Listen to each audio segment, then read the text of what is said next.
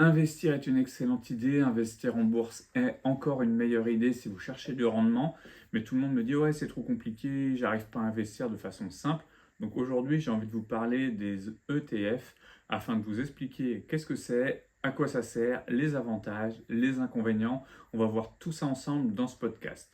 Alors d'habitude je vous parle d'entrepreneuriat, je vous parle de tactiques d'investissement, de comment créer son entreprise, de plein de choses. Là, j'ai envie de faire un podcast plus sur les ETF, puisqu'on en entend quand même beaucoup parler. C'est quelque chose pour moi qui peut être important pour vous faire une stratégie simple, mais peut-être risquée, on va essayer d'y revenir, d'investissement en bourse et d'investir tout simplement sur un compte titre ou sur un PEA. Donc là déjà, je vais vous expliquer qu'est-ce qu'un ETF. Alors un ETF en anglais, c'est Exchange Trade Funds.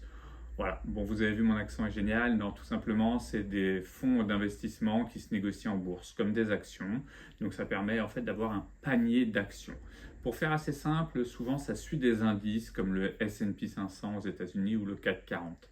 C'est tout simplement comme quand vous achetez une action d'un ETF, c'est comme si vous, avec l'indice CAC 40, ben, c'est comme si vous achetiez les 40 actions du CAC 40. Donc, ça permet tout simplement d'avoir un investissement plus large et de façon plus simple à mettre en place. Donc c'est quand même très important de comprendre ça puisque chaque ETF en fait va suivre différents indices, différents paniers d'actions et vous allez pouvoir choisir parmi tout ça et donc diversifier un petit peu votre stratégie. Et comme je vous l'ai toujours dit, moi pour moi la diversification c'est la base lors d'un investissement, lors d'une création d'entreprise et autres. Toujours se diversifier afin de pouvoir être plus mobile, pouvoir aussi répondre aux différentes problématiques du moment. Donc, important à avoir en tête. Et pour ça, l'ETF peut peut-être être un gros avantage.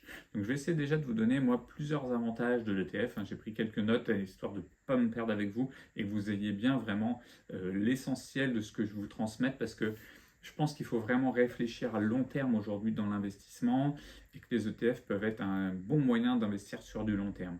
D'ailleurs, pour investir aussi sur du long terme, il faut investir sur ses connaissances et comme je vous l'ai déjà dit, vous êtes à peu près 70% à regarder toutes mes vidéos qui ne sont pas abonnés à la chaîne. Donc n'hésitez pas à le faire et à rejoindre déjà les plus de 4500 abonnés à cette chaîne. Ça me donne de la force et ça vous donnera, vous, des notifications pour bien recevoir toutes mes vidéos et continuer à vous informer au fur et à mesure.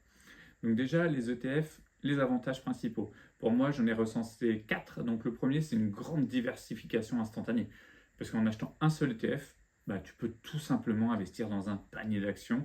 Si on prend l'ETF S&P 500 qui est basé sur les 500 plus grandes actions américaines, tu as directement 500 actions. Tu peux prendre aussi l'ETF 440. Il y a l'ETF aussi Eurostock 600 sur les 600 entreprises européennes. On a le MSCI World qui est généralement sur un peu plus de 1400 entreprises mondiales et partout au niveau géographique. Donc tu as vraiment une diversification grâce à un seul ETF de pouvoir choisir. Et en plus, là j'ai pris vraiment sur des indices basiques, mais en plus tu as des ETF qui sont spécialisés sur la santé, donc sur la technologie, sur l'intelligence artificielle.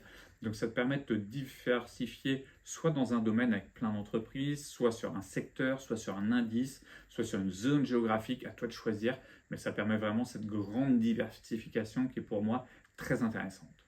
Ensuite, tout simplement, les faibles coûts de gestion.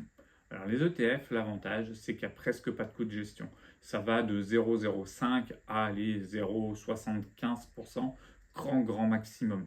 Donc l'intérêt des ETF là-dessus est très bon puisque sur les gros, vraiment les gros ETF comme le CAC 40, le S&P 500, le Nasdaq 100, le MSCI World, tu vas plutôt être autour de 0,20% de frais seulement pour gérer cet ensemble d'actions. Donc ça c'est plutôt vraiment très bien. Parce que j'en ai déjà parlé souvent, mais en finance, plus tu minimises tes frais, plus tu es efficace dans ton investissement et plus ton rendement est bon, puisque sur le long terme, moins tu as de frais, plus tu as d'argent qui s'accumule, et plus ça fait effet boule de neige. Donc c'est vraiment très important. Ensuite, la liquidité. Les ETF se négocient en bourse. C'est facile, tu achètes, tu revends quand tu veux. Ah, bien sûr, sur les horaires d'ouverture de bourse, mais ça va très vite. Et c'est contrairement à des fonds traditionnels où c'est un petit peu plus long, l'ETF, c'est facile, c'est liquide. Et ça, c'est vraiment super. L'accessibilité. Ils sont accessibles à tous. aujourd'hui, grâce aux courtiers, moi je vous dis, hein, j'ai un lien d'affiliation Trade Republic dans la description, mais moi j'utilise Trade Republic au quotidien pour mes investissements. Il y a des ETF dessus, que ce soit sur la version PEA de Trade Republic ou tout simplement sur Trade Republic en compte titre. Tu as directement l'accès à plein d'ETF. Donc d'ailleurs, tu peux aller voir ma vidéo que j'ai faite sur mon défi Trade Republic où j'ai choisi justement des ETF comme le Nasdaq 100 ou le Russell 2000. Il en existe beaucoup. Après, tu as différents types d'ETF. Je vais vous en parler tout de suite, comme ça vous saurez un petit peu. Et je pourrais y revenir. Mais tu as des ETF capitalisants et des ETF distribuants. C'est-à-dire que par exemple, si on prend l'ETF S&P 500, à l'intérieur, il y a des entreprises qui vont verser des dividendes, d'autres non, mais toutes celles qui versent des dividendes, si tu es dans l'ETF capitalisant, les dividendes vont être réintégrés dans l'ETF et donc vont permettre de pouvoir continuer à investir, ça va faire grossir plus vite ton enveloppe. Et alors que l'ETF distribuant, tu vas toucher les intérêts liés à cet ETF, donc le pourcentage moyen de dividendes que tu devrais avoir, tu vas le toucher à part. Donc attention, parce que si tu es sur un compte titre et donc tu vas être soumis à l'imposition, là si tu es sur du distribuant, tu vas payer des impôts sur ta petite partie de dividendes. Donc peut-être au début, si tu constitues un patrimoine, réfléchis peut-être à plutôt prendre que du capitalisant qui va permettre de faire gonfler ta poche si c'est pour l'avenir. C'est plus intéressant et du coup moins d'imposition, ce qui est toujours aussi intéressant. Donc c'est important de bien prendre en compte ces deux types d'ETF. En plus, le fait qu'ils soient pas chers, et puis avec Trade Republic, tu peux investir directement à partir de 10 euros en programmé.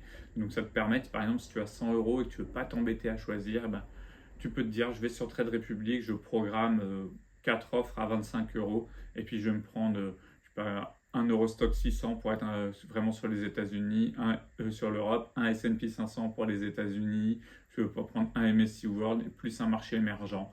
Ça peut te donner 4 ETF par exemple. C'est vraiment un exemple, c'est aucun conseil en investissement sur cette vidéo. Moi je suis vraiment là pour vous donner un petit peu mes avis sur ce que je pense et ce qu'on peut faire, mais là c'est vraiment des exemples. Ensuite, attention, parce que c'est pas parce qu'on a des avantages qu'il n'y a que des avantages sur les ETF. Il y a aussi des inconvénients. L'inconvénient, le premier, c'est la volatilité, puisque c'est lié à des indices boursiers, donc c'est lié à leur performance. Donc on peut avoir de la grosse volatilité. Il faut savoir que sur le S&P 500, certes, on peut avoir des plus 10, plus 15, plus 20% sur une année, mais on peut aussi avoir des moins 30, moins 40% sur une année. Il faut le savoir. Donc un autre inconvénient, il n'y a pas de gestion active. Bien que ça offre une bonne diversification, comme je vous ai dit, selon les indices et autres, il ne bénéficie pas de la gestion active d'un gestionnaire qui va choisir peut-être comme un fonds pour essayer de battre le marché. Après, à vous de voir si vous voulez battre le marché. Je vous en ai déjà parlé. Pour moi, battre le marché, c'est à peine 10% des gens qui arrivent. Donc, est-ce que ça vaut le coup d'être... Alors, si on est dans ces 10%, oui, mais est-ce que ça vaut le coup d'être dans les 90% de l'autre côté pour prendre des risques? À vous de voir. Et ensuite, ça peut être un risque de liquidité. Bien que rare, parce que certains ETF peuvent avoir des volumes de transactions plus faibles.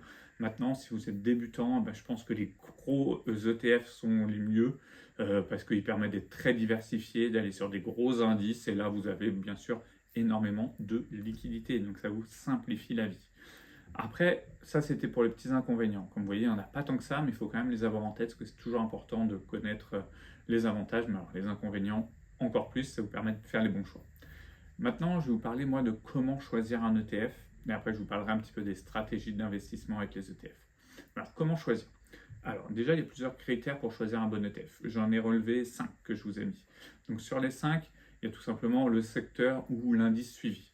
Donc, ça, c'est important pour choisir un bon ETF, c'est de choisir l'ETF en fonction d'un indice suivi, par exemple un ETF des marchés émergents ou technologiques. Il faut bien savoir sur lequel secteur vous avez envie d'investir. Donc, ça, c'est à vous de vous renseigner. Essayez de bien comprendre aussi sur quoi est fixé votre ETF, parce que si vous prenez sur l'intelligence artificielle, par exemple, est-ce que c'est sur les grosses entreprises de l'intelligence artificielle? Est-ce qu'au niveau de l'intelligence artificielle, vous allez avoir à l'intérieur que 3 grosses entreprises qui représentent 75% et après 100 entreprises qui représentent que les 25%? À vous d'aller chercher à l'intérieur. Ça, c'est important pour bien choisir. Ensuite, choisissez en fonction des frais de gestion. Par exemple, sur le S&P 500 ou sur le ETF Monde, vous allez avoir sur le MSCI World. Des fois, je sais qu'Amundi là, est en train d'essayer de se battre avec BlackRock. Donc BlackRock, c'était le iShares qui était à 0,25 de frais. Amundi vient d'en faire un à 0,20% de frais. Vous pouvez choisir en fonction des frais comme ça peut être important parce que même s'ils sont très proches, les petits frais, c'est toujours du rendement supplémentaire et on est à la recherche de ce petit rendement régulièrement. Donc il faut aller chercher, le prendre dès qu'on peut. Donc à vous d'aller prendre le bon rendement pour que vous puissiez augmenter tout simplement votre exposition et vos intérêts composés au fur et à mesure. Ensuite, regardez la liquidité. Même si je vous ai dit que là, la plupart sont très liquides, c'est important de voir quand même les volumes d'échange quotidiens. Ça vous permet de choisir un bon ETF sur lequel vous pourrez sortir facilement et entrer facilement. C'est super important. Alors certes, regardez aussi comment il peut être entre les vrais écarts entre l'achat et la vente, hein, s'il y a des petits écarts de prix ou pas. Sur les gros, comme je vous disais, normalement, vous n'avez pas ça. Ensuite, regardez la performance historique. Alors, je m'en garde, des performances du passé ne prévoient pas les performances futures. Mais ça peut donner quand même un ordre d'idée, d'aller voir un petit peu l'historique, voir comment l'ETF a performé. Vous avez des ETF qui des fois surperforment leur indice de base, d'autres qui sous-performent un petit peu. Donc à vous de bien choisir, regardez comment est géré l'ETF, c'est très important, donc prenez ce temps-là. Et ensuite, le dernier point, c'est le tracking error. Donc ça, c'est un terme qui désigne l'écart vraiment entre l'ETF et l'indice qui suit. Donc ça peut vous permettre tout simplement de bien voir, comme vous devez regarder les performances historiques, et ce petit tracking error, ça va un peu avec, et ça vous permet de bien choisir votre ETF. Donc ça, c'était pour vous montrer un petit peu comment choisir. Maintenant, je vais essayer de vous montrer un petit peu des stratégies d'investissement. Donc j'ai pris des petites notes. Pour moi, c'est un vrai investissement, choisir ce que vous voulez, de l'actif ou du passif. L'actif, ça va vraiment être d'aller faire un peu de ce qu'on appelle du stock picking, choisir vos actions pour les surpondérer ou pas. Et si vous préférez du passif, l'ETF va vraiment être là pour vous. C'est simple, faible coût, et ça va vous permettre d'investir dans plein d'actions en une fois sans vous poser de questions. Donc ça, à vous de savoir si vous voulez être sur cette stratégie d'investissement plutôt actif ou passif. Si c'est passif, l'ETF, je pense que c'est quelque chose de bien. Allocation d'actifs via les ETF. Tu peux utiliser vraiment les ETF pour créer une allocation d'actifs diversifiée. Donc si tu es sur ça, si tu es sur une diversification, je pense que ça peut être une excellente idée. Et d'ailleurs, sur le troisième point que je veux te mettre en place, c'est justement essayer d'aller voir peut-être des ETF thématiques. Dans un premier temps, si tu ne veux pas passer de temps, que tu veux faire quelque chose de très simple, vraiment ETF Monde ou ETF S&P 500, c'est les plus connus, ça va rapporter entre 8 et 10%. C'est une moyenne historique, ça ne veut pas dire que ça va continuer comme ça, mais c'est la moyenne historique. Donc on peut peut-être aller se diriger vers ça, ça peut être quelque chose d'intéressant. Et après, par contre, si tu souhaites vraiment te spécialiser, faire de la recherche, passer un peu plus de temps, renseigne-toi sur les ETF thématiques, il en existe plein, transition énergétique, je te disais intelligence artificielle, tu as des choses aussi sur la santé, sur plein de choses. Donc il faut aller voir les différentes thématiques et peut-être mettre une petite part de tes investissements dans ces petits ETF. Si tu crois dans certaines thématiques, ça peut-être te permettre d'aller chercher du risque. Voilà, ça peut être une option en tout cas qui peut être faite pour toi. Ensuite, tu vas me poser la question, comment faire pour intégrer ces ETF un petit peu dans ton portefeuille? Pour moi, les ETF déjà, il y a plusieurs choses, mais pour moi, c'est une stratégie long terme. C'est investir en DCA, comme je te l'ai déjà expliqué, en dollar cost average, c'est-à-dire tous les mois, la même somme, tu te dis, tiens, j'ai 100 euros à mettre, j'ai envie de prendre, je dis pas une bêtise, mais une typologie d'allocation qui pourrait être faite. Tu pourrais te dire, moi, voilà, je vais aller prendre un ETF Monde à 50% sur ces 100 euros, donc 50 euros dans un ETF Monde. Ensuite, je vais aller mettre 25 euros sur un ETF Europe pour peut-être aller chercher quand même l'Eurostock 600 qui peut être intéressant si tu y crois. Ou même mieux, tu prends 50% ETF Monde, tu vas rajouter, est-ce que les pays émergents ne sont pas énormément dedans, on pourrait aller mettre 25% de pays émergents, et tu as envie de surpondérer un petit peu l'innovation, la technologie, tu peux mettre 25 euros aussi dans le Nasdaq 100. Voilà, c'est vraiment une idée comme ça. D'ailleurs, n'hésite pas à me mettre toi en commentaire les idées qui t'intéressent et sur quoi tu investis avec Trade Republic, quels sont les ETF que tu utilises, ça peut donner aussi des informations à la communauté, c'est plutôt important. Ensuite, tu peux tout simplement diversifier ton allocation, donc ça c'est plutôt intéressant. N'hésite pas, tu vois, ce que je me suis mis dans plusieurs ETF plutôt que un, ça peut être bien. Regarde aussi, il y en a sur l'immobilier, j'adore l'immobilier, il y a des ETF sur l'immobilier qui peuvent être plutôt intéressants. Essaie surtout d'avoir un portefeuille qui est global et diversifié. Essaye vraiment de le diversifier et c'est très très important. Voilà moi comment je l'intégrerai dans une stratégie. Mais pour moi, c'est une stratégie DCA long terme pour faire performer et sans essayer de te prendre la tête. Et par exemple, pour un portefeuille, comme je te l'ai fait sur le dernier podcast qui était sur comment faire pour ses enfants, ben, peut-être ouvrir un compte titre et mettre un ETF monde sans réfléchir beaucoup et mettre 100 euros tous les mois pour tes enfants peut être très intelligent en tout cas. Alors après, on me pose quelques questions fréquentes et puis des erreurs courantes, donc je me suis noté, c'était ne pas se diversifier assez. C'est vrai que même si un ETF permet une diversification instantanée, attention quand même à regarder sur quoi il investit.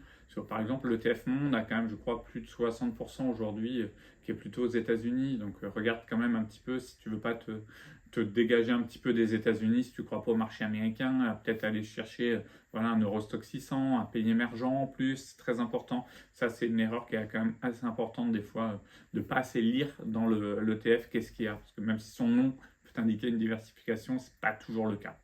Ensuite, choisir des ETF avec des frais trop élevés. Ça, j'en ai eu déjà pas mal quand j'ai discuté avec des gens qui m'ont pris des ETF à 1% de frais. Enfin, c'est trop, quoi. Si on va chercher un ETF, c'est pas pour avoir ça sur le long terme, ça dégrade beaucoup trop la performance. Donc ça, c'est une vraie grosse erreur.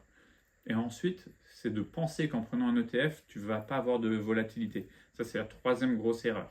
Parce que, au contraire, tu es quand même lié au marché. Alors, tu es diversifié, donc tu vas peut-être avoir moins de volatilité, mais tu en as aussi, et dans le positif comme dans le négatif. Donc, c'est pour ça que je parle d'investissement long terme, sur des investissements réguliers. Ça te permettra de lisser tout ça. Et un conseil que je donne tout le temps, et on va finir un peu ce podcast là-dessus, investis tout le temps, mais ne regarde jamais. Les meilleurs investisseurs sont ceux qui ne sont pas à regarder leur portefeuille tous les jours, que ce soit en crypto-monnaie, en bourse. Certes, Trade Republic, c'est génial, c'est sur ton téléphone, mais moi, je conseille aux gens de le mettre sur le côté, sur la 5e page de ton iPhone ou sur un écran un peu plus caché. Le but n'y est pas d'aller tous les jours. Tu fais ton investissement programmé, tu laisses, et va voir au bout de 6 mois si ce que tu as mis en place est intéressant ou pas, regarde tes gains ou pas. Moi, là, je te montre sur mon défi Trade Republic que tu as une fois par mois le dimanche. Je te montre un peu le suivi de mon portefeuille pour que tu puisses voir. Mais tu vois, une fois par mois, ça peut être suffisant déjà pour juste varier un petit peu. Mais si tu as choisi une stratégie 100% ETF, donc 100% passif, une fois par an suffit largement pour faire le point sur ton portefeuille. J'espère que tu en as appris assez sur les ETF. N'hésite pas à tester tout ça, en tout cas grâce à Trade Republic ou d'autres plateformes, à me dire ce que tu en penses, à t'abonner à cette chaîne et moi je te dis à très bientôt pour une nouvelle vidéo.